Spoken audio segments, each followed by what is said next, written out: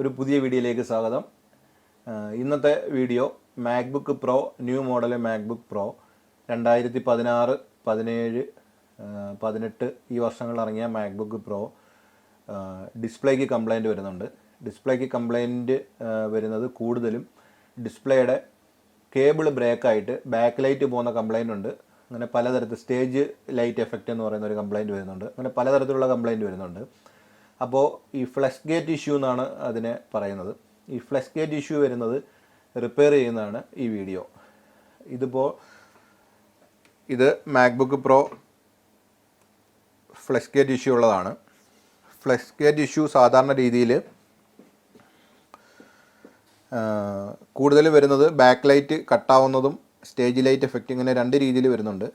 Back light കട്ടായതാണ് ഇതിൻ്റെ problem. ഈ display ഒരു പ്രത്യേക ആംഗിളിൽ വെച്ച് കഴിഞ്ഞാൽ ഡിസ്പ്ലേ വർക്ക് ചെയ്യും. പക്ഷേ ഇതിപ്പം ഈ രീതിയിൽ ഇത്രയൊക്കെ തുറന്നു വെച്ച് കഴിഞ്ഞാൽ ചിലപ്പോൾ ഡിസ്പ്ലേ ഓണായി വരും. ഈ കണ്ടീഷനിൽ ഈ ഡിസ്പ്ലേ ഓണാണ്. ഇത് കൂടുതൽ ക്യാമറയിൽ ഉണ്ടോ, ഇപ്പോൾ ഈ പൊസിഷനിൽ ഈ ഡിസ്പ്ലേ ഓണാണ്. ഇത് തുറന്നു കഴിഞ്ഞാൽ ഓഫായി. ഇങ്ങനെയാണ് ഇതിൻ്റെ കംപ്ലൈൻറ്റ് കൂടുതൽ വരുന്നത്. ഒരു പ്രത്യേക പൊസിഷനിലൊക്കെ ഡിസ്പ്ലേ വർക്ക് ചെയ്യും. അപ്പോൾ ഈ കംപ്ലൈൻറ്റ് ഒരു പരിധി വരെ റിപ്പയർ ചെയ്യാൻ പറ്റുന്ന കംപ്ലൈൻ്റാണ്. അപ്പോൾ ഇത് റിപ്പയർ ചെയ്യുന്നതാണ് ഈ വീഡിയോ.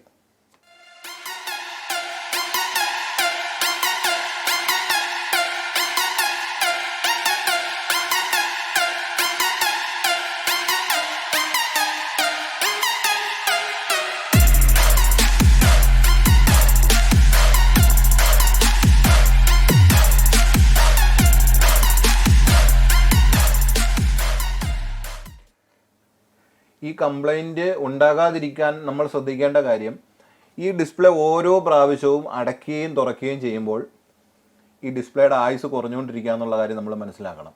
അപ്പോൾ ആവശ്യത്തിന് മാത്രം ഈ ഡിസ്പ്ലേ അടയ്ക്കുകയും തുറക്കുകയും ചെയ്യുക.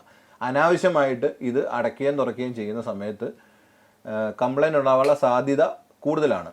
കാരണം ഇതിനകത്ത് ഉപയോഗിച്ചേക്കുന്ന ഫ്ലഷ് കേബിൾ ഓരോ പ്രാവശ്യവും അടയ്ക്കുകയും തുറക്കുകയും ചെയ്യുമ്പോൾ അത് കംപ്ലൈൻ്റ് ആവാനുള്ള സാധ്യത കൂടിക്കൊണ്ടിരിക്കുക. അപ്പം നമ്മൾ കൂടുതൽ നാളെ ഈ മാക്ബുക്കിന് ആയുസ് കിട്ടണമെന്നുണ്ടെങ്കിൽ, അല്ലെങ്കിൽ ഈ കംപ്ലൈൻറ്റ് ഉണ്ടാകാതിരിക്കണമെന്നുണ്ടെങ്കിൽ ആവശ്യത്തിന് മാത്രം അടയ്ക്കുകയും തുറക്കുകയും ചെയ്യുക.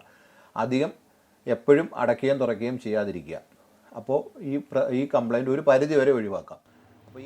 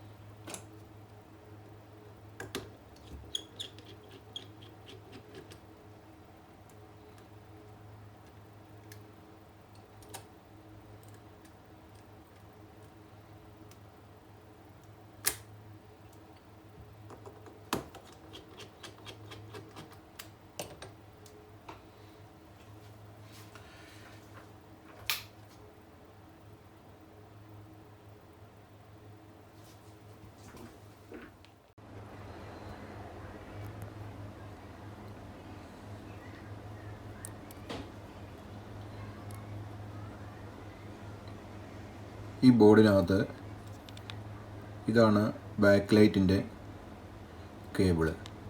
ഈ കേബിള് ഇവിടെ വെച്ചിട്ട്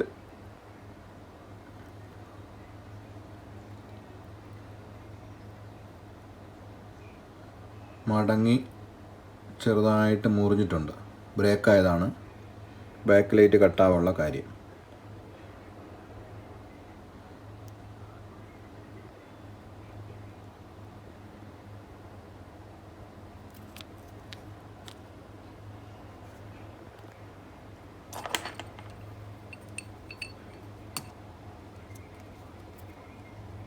ഈ കേബിള് ഈ പോർഷനിലാണ്ട് ഇവിടെയായിട്ട് ചെറുതായിട്ട് ബ്രേക്കായിട്ടുണ്ട്. അതുകൊണ്ടാണ് ബാക്ക് ലൈറ്റ്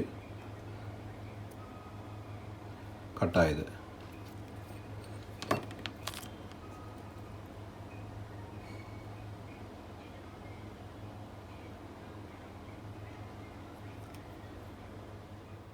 ഇതിൻ്റെ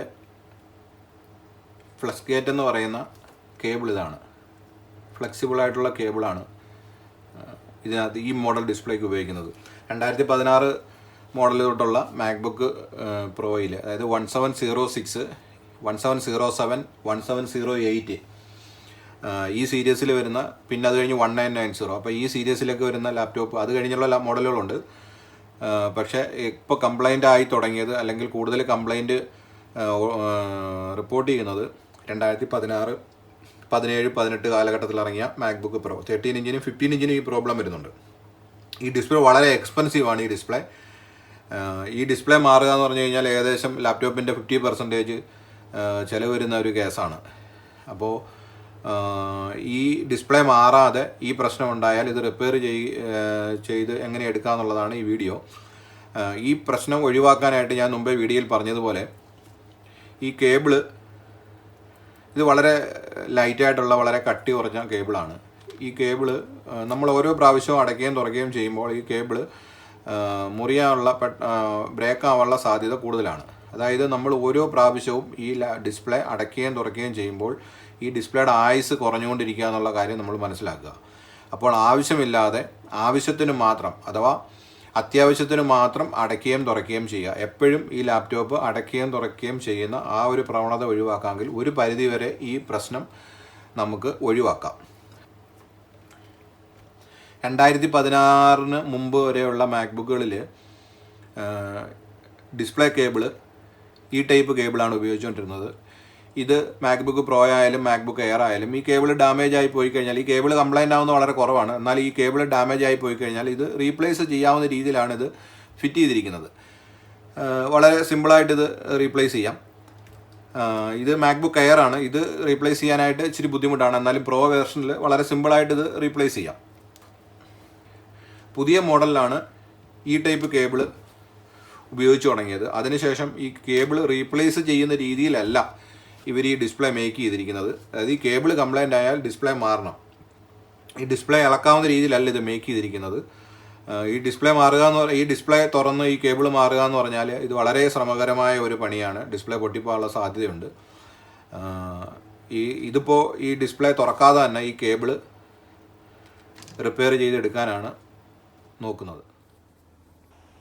ഈ ലാപ്ടോപ്പിൽ ഡിസ്പ്ലേയുടെ കേബിളിനുണ്ടായ പ്രശ്നം പരിഹരിച്ച് ഈ ലാപ്ടോപ്പ് ഇപ്പോൾ ഞാൻ ക്ലോസ് ചെയ്തു. ഇതിപ്പോൾ കറക്റ്റായിട്ട് വർക്ക് ചെയ്യുന്നുണ്ട്. അടയ്ക്കുകയോ തുറക്കുകയോ ചെയ്യുന്ന സമയത്ത് ഡിസ്പ്ലേ കട്ടാവുകയൊന്നും ചെയ്യുന്നില്ല, കറക്റ്റായിട്ടാണ് വർക്ക് ചെയ്യുന്നത്. ഇതിൽ ഞാൻ ചെയ്തിരിക്കുന്ന സൊല്യൂഷൻ, ഈ ഡാമേജായ കേബിള് കട്ട് ചെയ്തിട്ട് ആപ്പിൾ പിന്നീട് പ്രശ്നം പരിഹരിക്കാൻ വേണ്ടി ചെയ്തതുപോലെ തന്നെ ഒരു ശകലം നീളം കൂട്ടി, ഒരു 4 മില്ലിമീറ്ററോളം നീളം കൂട്ടിയിട്ട് ലെങ്ത് കൂട്ടിയാണ് ഇപ്പോൾ ചെയ്തിരിക്കുന്നത്. അതായത് ലാപ്ടോപ്പ് ഫുള്ള് തുറന്നാലും കേബിള് വലിയാത്ത രീതിയിൽ, കേബിളിന് സ്ട്രെയിൻ ഉണ്ടാകാത്ത രീതിയിൽ ആണ് ഇതിപ്പോൾ ഞാൻ ചെയ്തിരിക്കുന്നത്.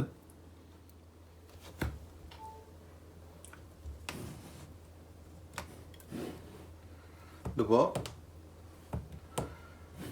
ആദ്യമേ ഇതിൻ്റെ കംപ്ലൈൻറ്റ്, ഇത് ഇങ്ങനെ അടയ്ക്കുകയും തുറക്കുകയും ചെയ്യുന്ന സമയത്ത് ഡിസ്പ്ലേ കട്ടാവുന്നതായിരുന്നു കംപ്ലൈൻറ്റ്. ഇപ്പോൾ ഈ പ്രശ്നം സോൾവ് ആയിട്ടുണ്ട്. ഇത് എത്ര തുറന്നു വെച്ചാലോ അടച്ചാലോ ഒന്നും പ്രശ്നമൊന്നും തന്നെ ഇല്ല. ഇത് 1708 എന്ന് പറയുന്ന മോഡലാണ്. അപ്പോൾ ഈ മോഡലുകൾക്ക് ഈ പ്രശ്നം 1708-നോ 1707 എന്ന് പറയുന്നത് 15 ഇഞ്ച് മോഡലാണ്.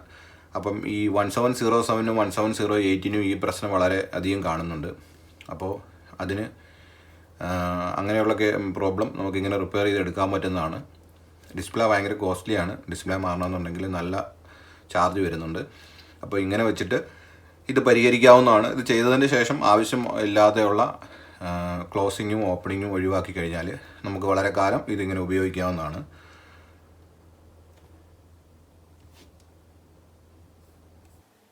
മാക്ബുക്കിൻ്റെ റിപ്പയറിംഗ് ആവശ്യമുള്ളവർ ഞങ്ങളുടെ നമ്പറിൽ ബന്ധപ്പെടുക. ഞങ്ങളുടെ നമ്പർ സ്ക്രീനിലും ഡിസ്ക്രിപ്ഷനിലും കൊടുത്തിട്ടുണ്ട്.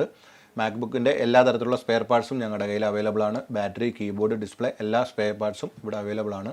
മദർ ബോർഡിനുണ്ടാകുന്ന എല്ലാ കംപ്ലൈൻറ്റുകളും ഞങ്ങളിവിടെ റിപ്പയർ ചെയ്ത് കൊടുക്കുന്നുണ്ട്. ആപ്പിൾ പ്രൊഡക്റ്റിൻ്റെ മറ്റൊരു റിപ്പയറിംഗ് വീഡിയോയുമായിട്ട് വീണ്ടും കാണാം. Thanks for watching.